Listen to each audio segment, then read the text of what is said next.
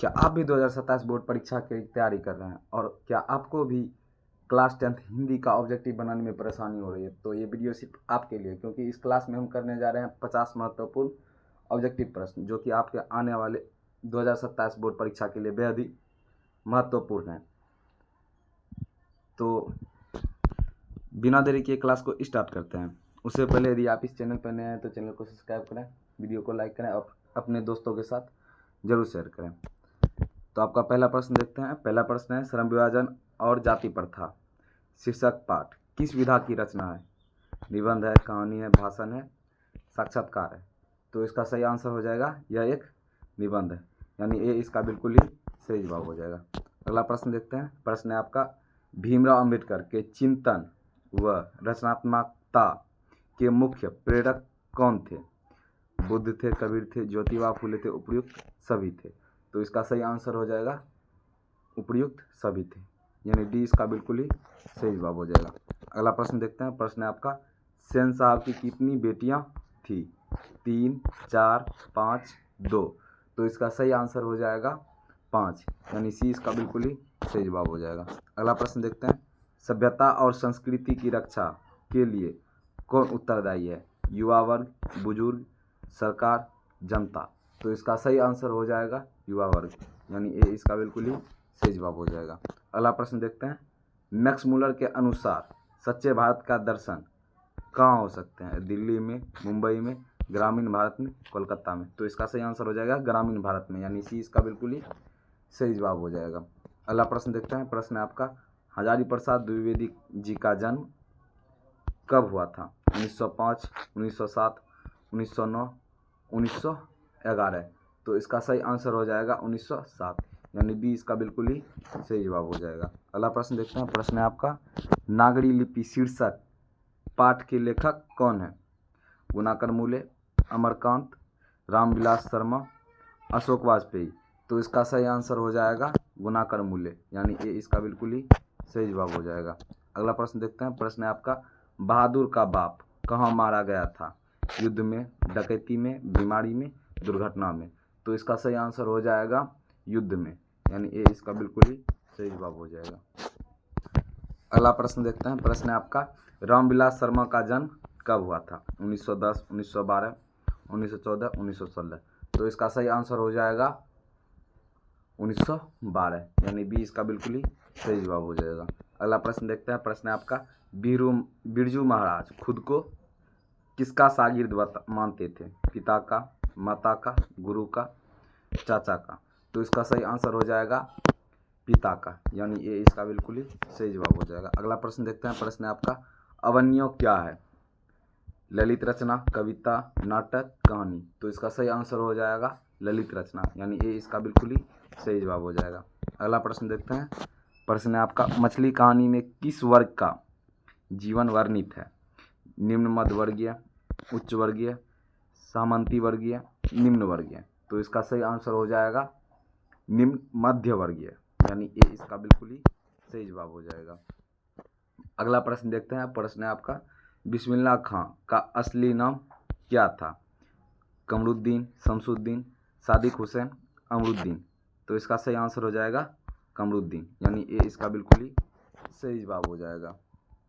अगला प्रश्न देखते हैं। प्रश्न है आपका, शिक्षा और संस्कृति के लेखक कौन है?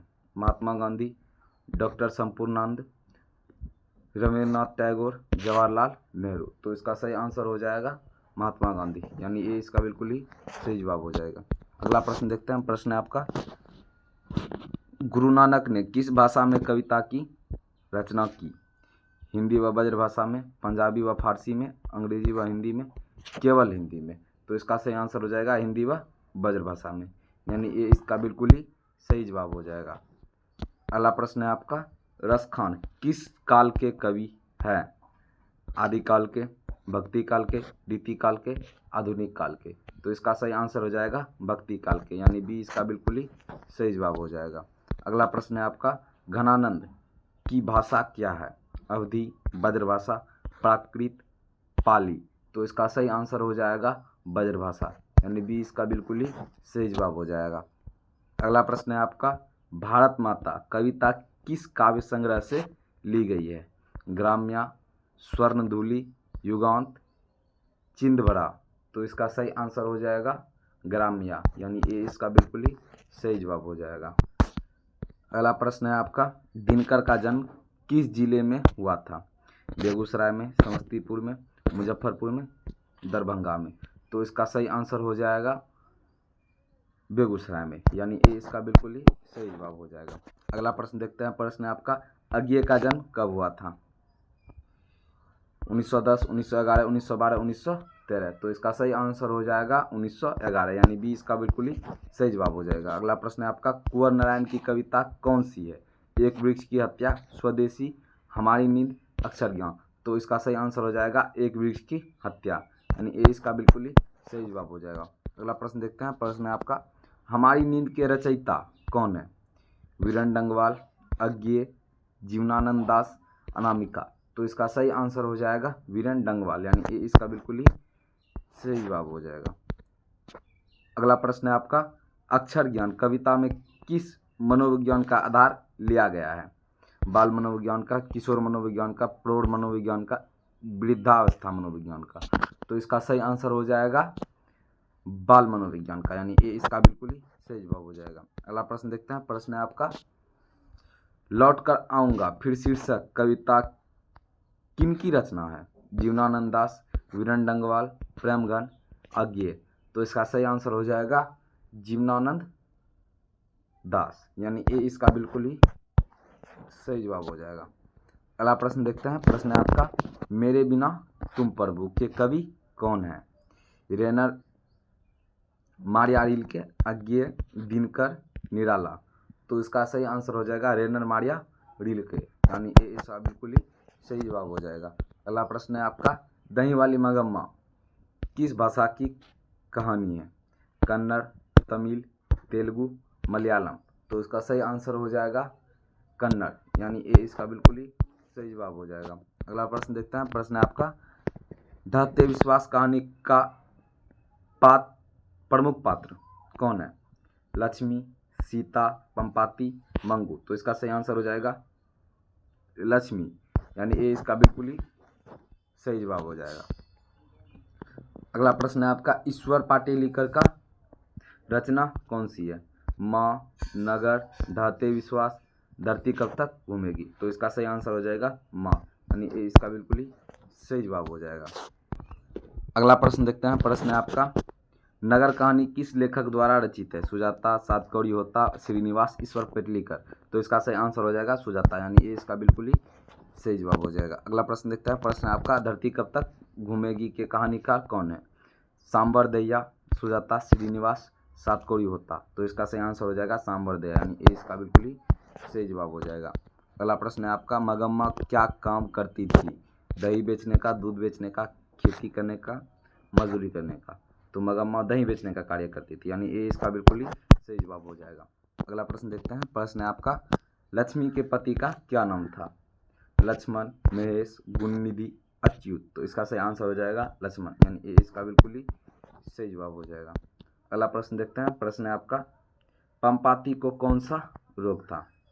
Meningitis, TB, cancer, pneumonia. तो इसका सही आंसर हो जाएगा मेनिनजाइटिस, यानी ये इसका बिल्कुल ही सही जवाब हो जाएगा। अगला प्रश्न है आपका, सीता के कितने बेटे थे? 3, 4, 2, 5। तो इसका सही आंसर हो जाएगा 3, यानी ये इसका बिल्कुल ही सही जवाब हो जाएगा। अगला प्रश्न है आपका, सुजाता का जन्म कब हुआ था? 1935, 1936, 1937, 1938। तो इसका सही आंसर हो जाएगा 1935, यानी ये इसका बिल्कुल ही सही जवाब हो जाएगा।